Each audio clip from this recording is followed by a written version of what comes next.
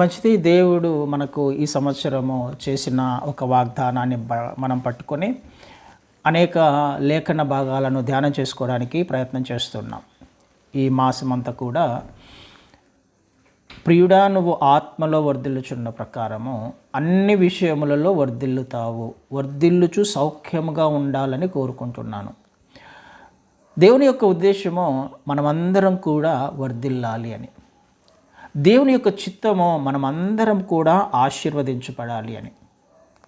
అయితే ఆశీర్వదించబడాలి అని అంటే మొదటగా ఒక కండిషన్ను కూడా ఆయన చెప్తున్నట్టుగా మనం నేర్చుకున్నాం. మొదటగా ఆత్మలో వర్ధిల్లాలి. ఆత్మలో వర్ధిల్లుచున్న ప్రకారమే మిగతా విషయాలన్నిటిలో కూడా వర్ధిల్లుతాము. మనము ఆత్మలో వర్ధిల్లాలి అని అంటే మన ఆత్మ సంబంధమైన విషయాల పట్ల శ్రద్ధ కలిగిన జీవితం జీవించడానికి ప్రయత్నం చేయాలి.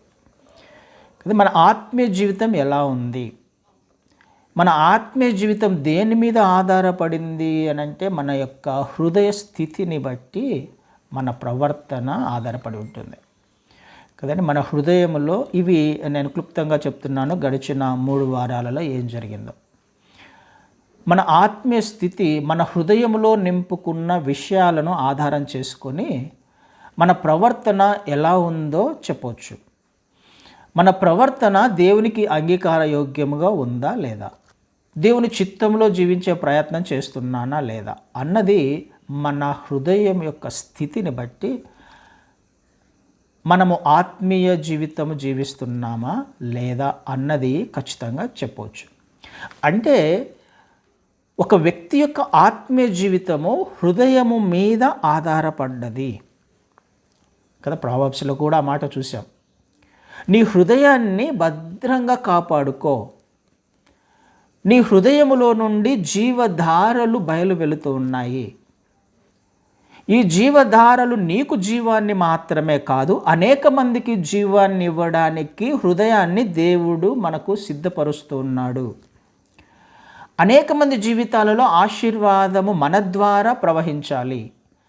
అలా చేయాలి, అలా జరగాలి అని అంటే మొదటగా నువ్వు చేయాల్సిన చాలా ప్రాముఖ్యమైన విషయము, అన్నిటికంటే ప్రాముఖ్యమైన విషయం ఏంటి అని అంటే నీ హృదయాన్ని భద్రంగా కాపాడుకో కదండి. భద్రంగా కాపాడుకోవాలి అన్నది మనం నేర్చుకుంటూ వస్తున్నాం. ఎందుకు కాపాడుకోవాలి అని అంటే అదే నేను ఏంటో తెలియచెప్తుంది. ఆ హృదయమే మనం ఏంటో బయలుపరుస్తుంది కదండి. ఈ విషయాన్నే మనం నేర్చుకుంటూ వస్తున్నాం. హృదయము దేవుని ఉద్దేశంలో చాలా ప్రాముఖ్యమైనది. అంటే అది అంతరంగ జీవితానికి సంబంధించింది, బయట కనిపించే జీవితం కాదు కదండి. బయట ఒక జీవితం ఉంటుంది మనకి, హృదయములో ఒక జీవితం ఉంటుంది. అంటే వ్యక్తిగతంగా మనము ఏమై ఉన్నామో అది మన హృదయాన్ని బట్టి, ఒక వ్యక్తి యొక్క హృదయాన్ని బట్టి మనము చెప్పే ప్రయత్నం చేయొచ్చు. అయితే దేవుడు ఏం కోరుకుంటున్నాడు అని అంటే నీ హృదయాన్ని కోరుకుంటున్నాడు. దేవుడు ఆత్మ గనుక నా ఆత్మీయ జీవితాన్ని కోరుకుంటున్నాడు. ఆయనకు కూడా ఒక హృదయం ఉంది కాబట్టి మనల్ని కూడా మన నుంచి ఆయన ఏం ఎక్స్పెక్ట్ చేస్తున్నాడు అంటే మన హృదయాన్ని ఆయన ఎక్స్పెక్ట్ చేస్తున్నాడు కదండి. అందుకే ఆయన ప్రావర్బ్స్లో సామెతల గ్రంథం 23వ అధ్యాయము, సామెతల గ్రంథం 23వ అధ్యాయంలో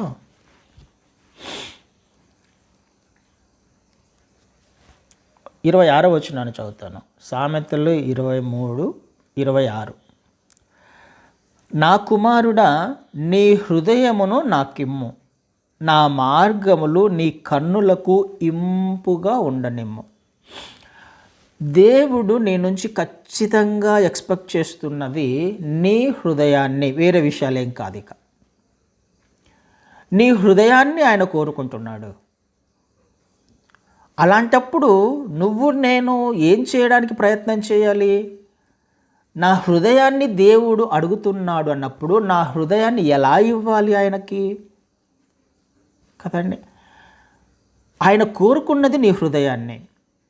నీ హృదయము ఎంతో ప్రాముఖ్యమైనది దేవుని దృష్టిలో.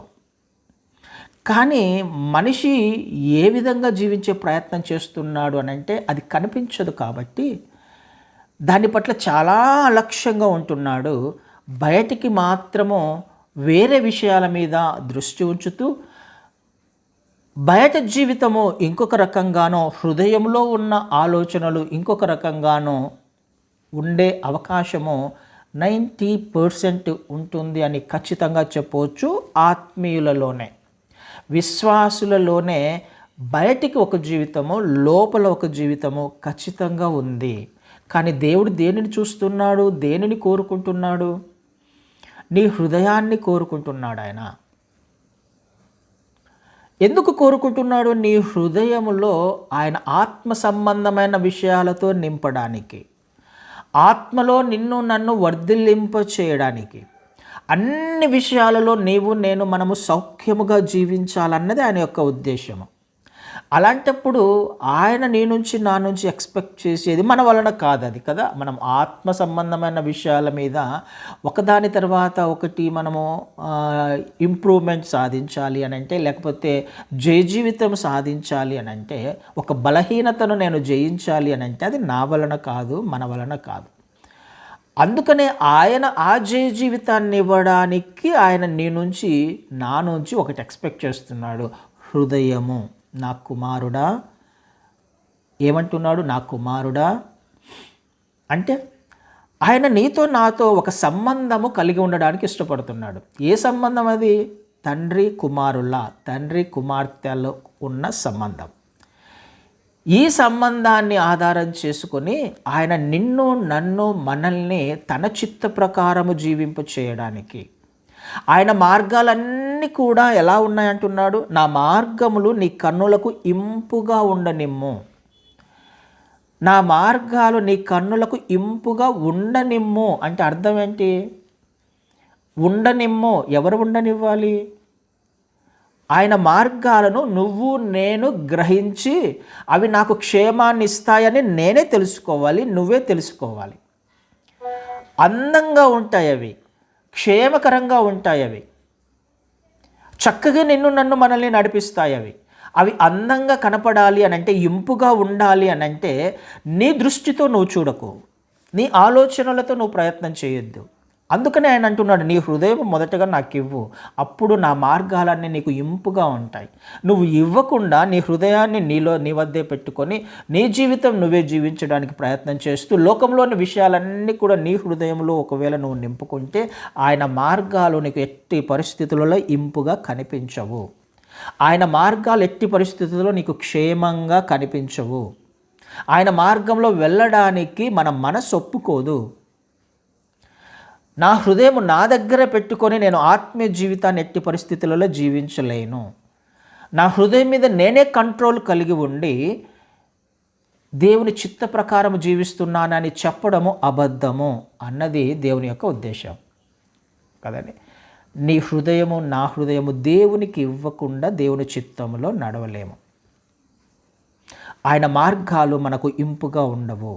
ఖచ్చితంగా ఈ సంవత్సరమైనా మనము ఆలోచన చేయడానికి ప్రయత్నం చేద్దాం. నా హృదయము ఆయనకి ఇవ్వాలని ఆయన కోరుకుంటున్నాడు. ఎవరి కొరకు? నీ కొరకు, నా కొరకే, మన కొరకే కదండి. ఆ హృదయం యొక్క స్థితిని బట్టే నా జీవితము అద్భుతంగా ఉంటుంది. అద్భుతంగా మార్చడానికి ఆయన ఇష్టపడుతున్నాడు. ఇదే ప్రావర్బ్స్లో 15వ అధ్యాయం ఒకసారి చదువుతాను. 15వ అధ్యాయంలో 15వ అధ్యాయము 13వ వచనాన్ని చదువుతాను. ప్రావర్బ్స్లో సామెతల గ్రంథము 15వ అధ్యాయము 13వ వచనము. సంతోష హృదయము ముఖమునకు తేటనిచ్చును, మనోదుఃఖము వలన ఆత్మ నలిగిపోవును. సంతోష హృదయము ముఖమునకు తేటనిచ్చును. ఏమి ఎక్స్పెక్ట్ చేస్తున్నాడు దేవుడు అని అంటే, నీ జీవితంలో సంతోషాన్ని ఇవ్వడానికి. నీ జీవితంలో సంతోషము, సమాధానము ఈ లోకంలో నీ అంతకు నువ్వు పొందుకోలేవు, నా అంతకు నేను పొందుకోలేను. లోకంలో ఉన్న సమాధానం కొరకు, లోకంలో ఉన్న సంతోషం కొరకు ఒకవేళ ప్రయాసపడి సంపాదించుకుంటామేమో, కానీ లోకంలో ఉన్న సంతోషము అది మనకు క్షేమకరమైనది కాదు. అది టెంపరరీ, అశాశ్వతమైనది. ఆ క్షణము వరకు మనకు సంతోషాన్ని ఇస్తుందేమో, ఆ కొద్ది సమయం మనకు ఆనందాన్ని ఇస్తుందేమో, కానీ అది మనల్ని నిత్యత్వము నుండి తప్పించే అవకాశం ఉంది.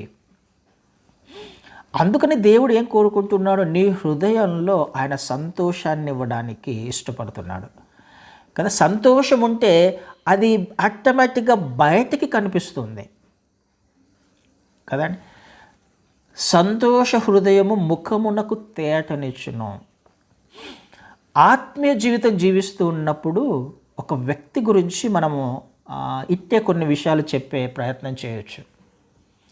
ఆ వ్యక్తి వెళ్తున్న పరిస్థితిని బట్టి, లేకపోతే ఆ వ్యక్తి మాట్లాడుతున్న మాట తీరును బట్టి, ఆ వ్యక్తి యొక్క ముఖ కవలికలను బట్టి, బయట తన ప్రవర్తనను బట్టి తన హృదయము ఏ విధంగా ఉందో చెప్పవచ్చు కొన్ని విషయాలలో, కొన్ని సందర్భాలలో కదండి.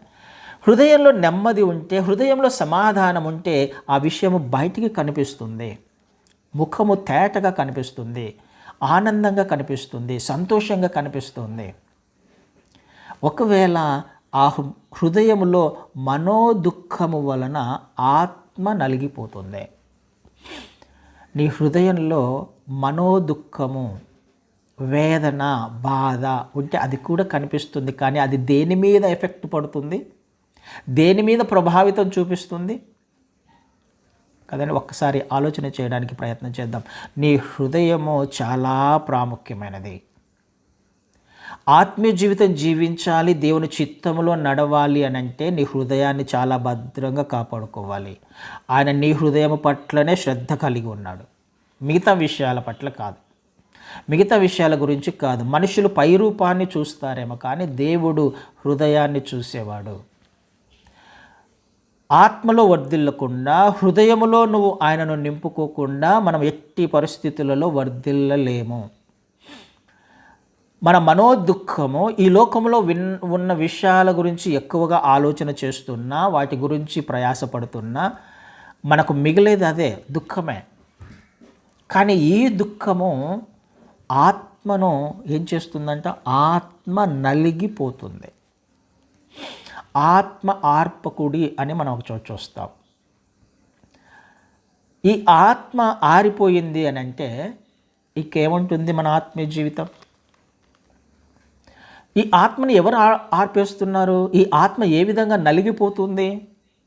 ఎప్పుడు నలిగిపోతుంది? ఎందుకు నలిగిపోతుంది? మనోదుఃఖము వలన, నువ్వు బాధపడుతూ ఉండడం వలన, నీ సమస్యల గురించి నువ్వు ఆలోచిస్తూ ఉండడం వలన, నీ శ్రమలను గురించి నువ్వు ఆలోచిస్తుండడం వలన ఒక కోణమైతే, లోకములోని విషయాల పట్ల శ్రద్ధ కలిగి ఉండడం వలన, లోకాన్ని హృదయములో నింపుకోవడం వలన కదండి ఆయన బాధపడతాడు, ఆత్మ నలిగిపోతుంది కదా.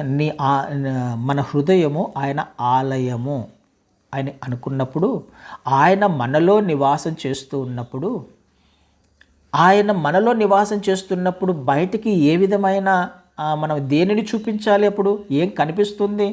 ఆ వెలుగు నా హృదయంలో ఉన్నప్పుడు బయటికి కూడా వెలుగే రావాలి కదా. చీకటి ఎలా వస్తుంది? నా హృదయంలో సంతోషం ఉన్నప్పుడు నా ముఖము తేటగా కనపడాలి కదా. నలిగిపోయిన వారి మాదిరి దుఃఖముఖముతో ఏ విధంగా కనిపిస్తాను?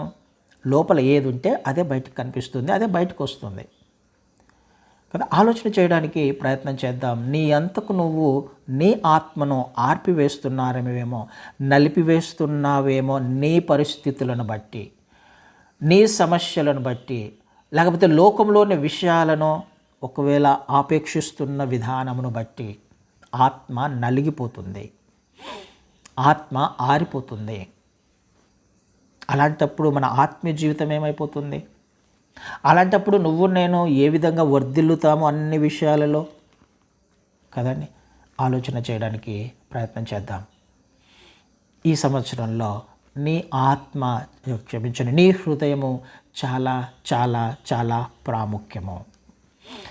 మొదటి ప్రయారిటీ నువ్వు శ్రద్ధ చూపించాల్సిందే నీ హృదయం పట్ల. ఏది కోరుకుంటుంది నీ హృదయం? దేని పట్ల ఆసక్తి కలిగి ఉంది నీ హృదయం? దేనితో నింపుకుంటున్నావు నీ హృదయాన్ని?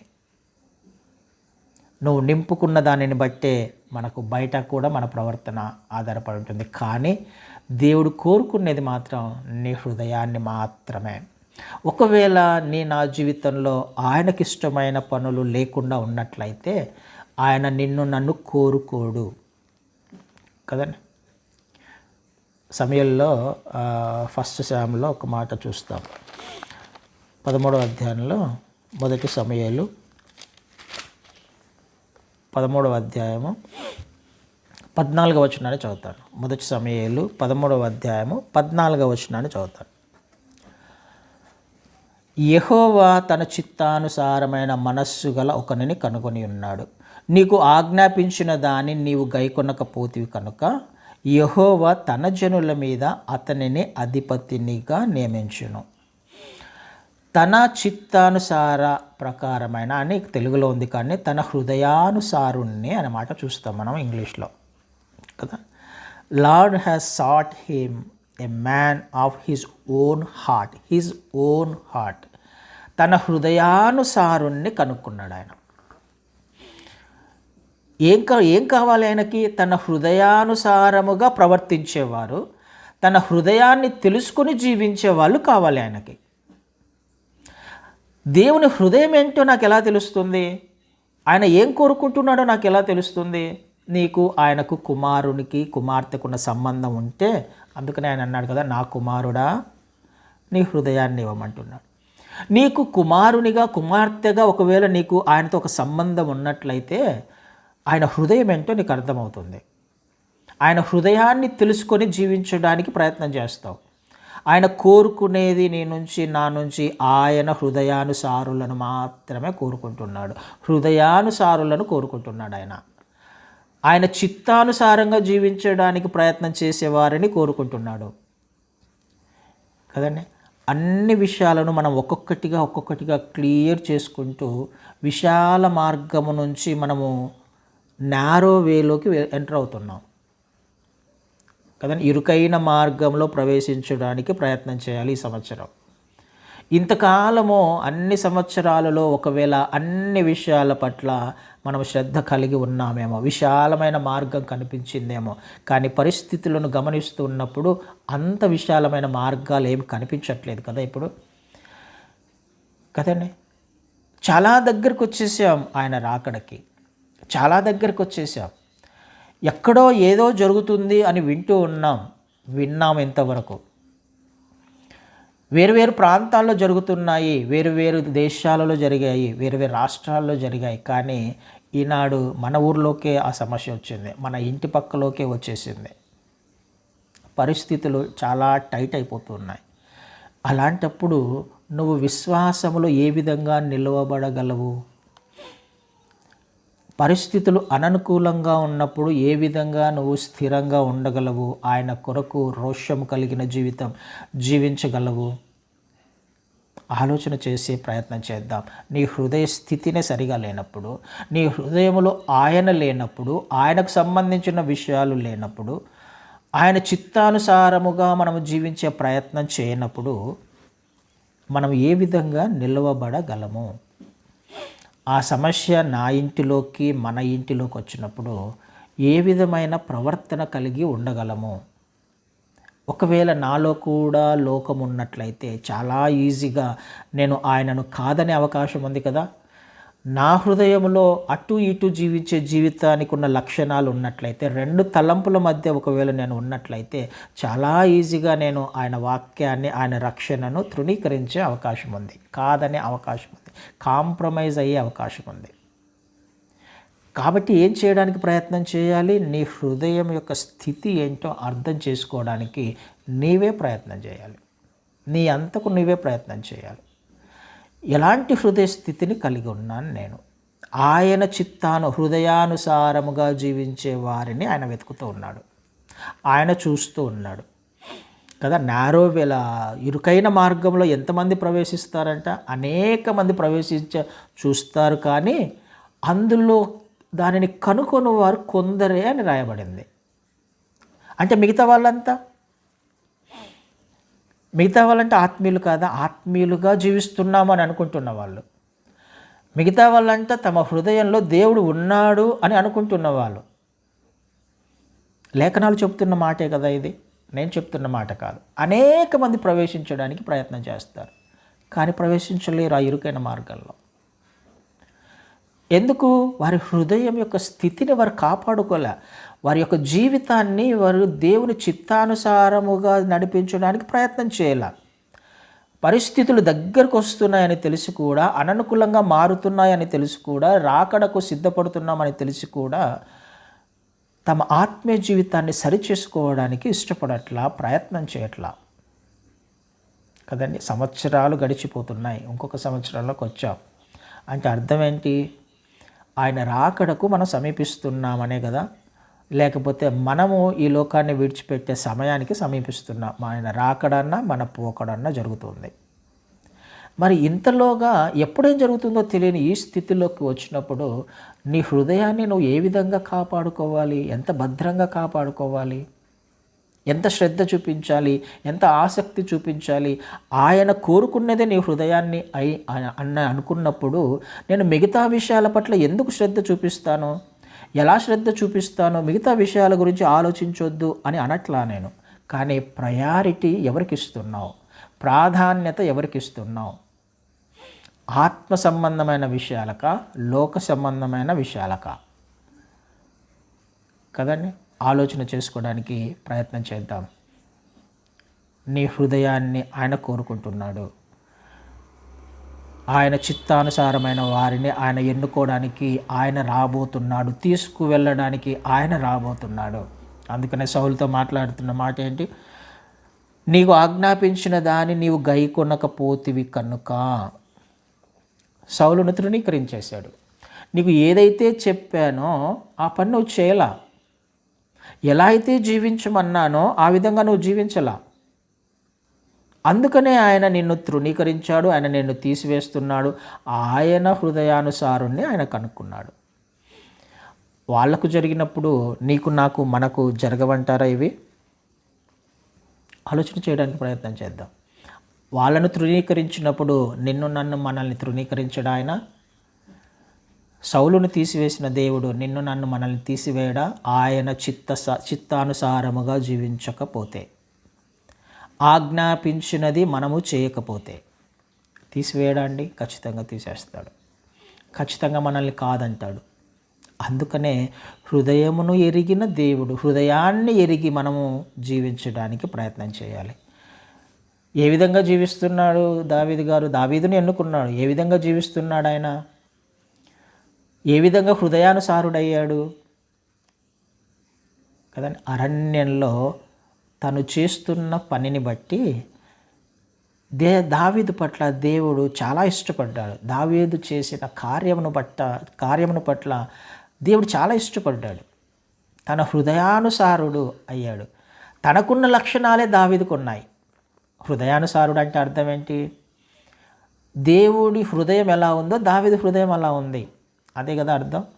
అంటే దేవుని హృదయము దావీదు హృదయం ఒకటే అని అర్థం. నా హృదయాన్ని అనుసరించేవాడు. అంటే మన హృదయం ఎలా ఉండాలి అంటే దేవుని హృదయాన్ని అనుసరించే విధంగా ఉండాలి.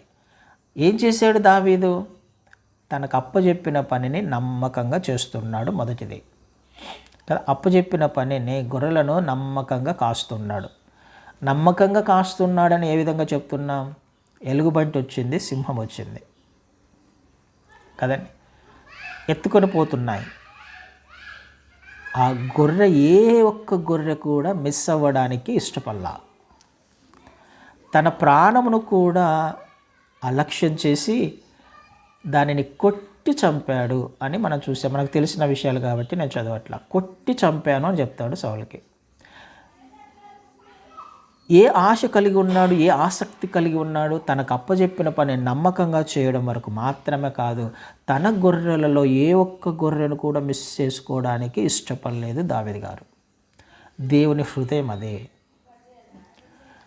దేవుడు తనకు అప్పచెప్పిన వారిని, లేకపోతే తన సువార్త అందరికీ అందాలి.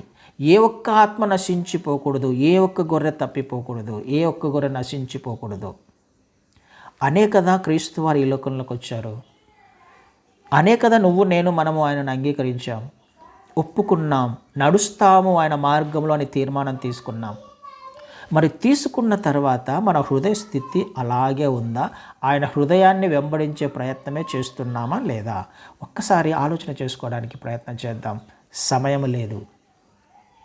యథార్థంగా నువ్వు నేను మనల్ని మనము పరిశీలించుకోవాలి, పరీక్షించుకోవాలి కదండి. చాలామంది చెప్తున్న విషయాల ప్రకారము, చాలామంది లెక్కలు వేసిన దాని ప్రకారము, అన్ని లెక్కలను తీస్తే మరి చాలామంది ఎక్కువ మంది చెప్తున్న విషయము ఆయన రాకడ బహుశా 30 లోపల రావచ్చు అనే విషయం కూడా చెప్తున్న కొన్ని లెక్కలు మనకు బయటకు వస్తున్నాయి. దేవుని చిత్తమైతే తర్వాత నేను ఒకసారి చెప్పినట్టు గుర్తు, దేవుని చిత్తమైతే మరొకసారి నేర్చుకోవడానికి ప్రయత్నం చేద్దాం. తర్వాత 2030 లోపల ఆయన వచ్చే అవకాశం ఉంది. ఎందుకు? సూచనల గురించి రాయబడ్డగా ఆయన ఎప్పుడు వస్తాడో ఎవరికి తెలియదు, కానీ సూచనలు అయితే రాయబడ్డాయి. ఆ సూచనల నెరవేర్పు జరిగినప్పుడు ఆయన ఇంకొక మాట కూడా అన్నాడు, ఇవన్నీ జరుగుతున్నప్పుడు ఆయన వాకిటనే ఉన్నాడు అని గ్రహించండి అన్నాడు.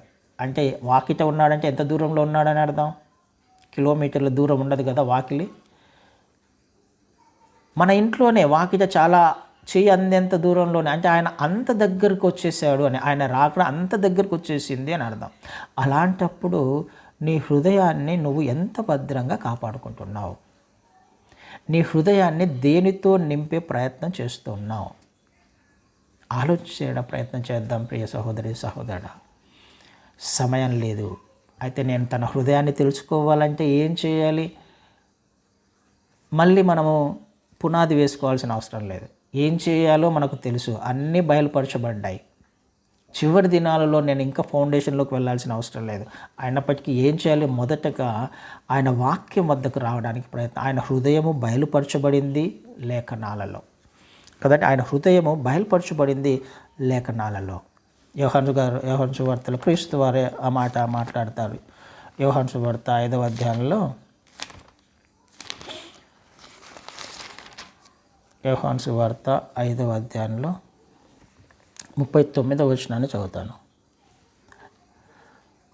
లేఖనముల యందు మీకు నిత్య జీవము కలదని తలంచుచు వాటిని పరిశోధించుచున్నారు. అవే నన్ను గూర్చి సాక్ష్యం ఇచ్చుచున్నవి.